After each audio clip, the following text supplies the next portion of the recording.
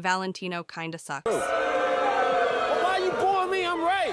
Now, before some losers come over here saying, oh, well, his character is cool and his design and he's a good villain.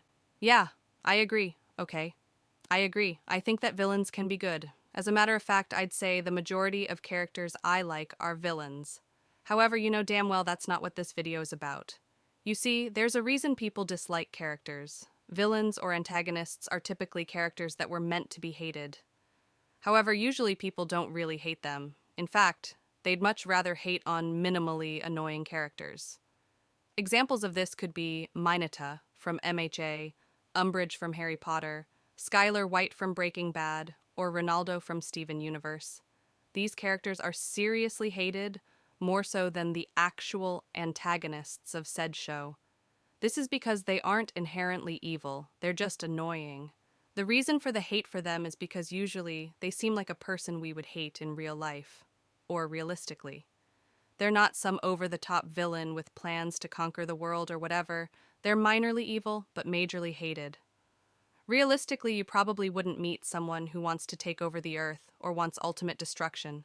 It's more likely you'd meet someone who manipulates people's feelings, or someone who is a disgusting pervert. This brings us to one of my most major points. Alastor and Valentino are not the same, at all. Also, you can't compare Valentino to Velvet or Vox either, but I'll get back to that later. Now tell me, what sounds more plausible? A psychopath serial killer who kills major important figures who looked down on him and broadcasted their screams across radio? Or a PORN industry director who makes people do sex work and forces them to have sex with him?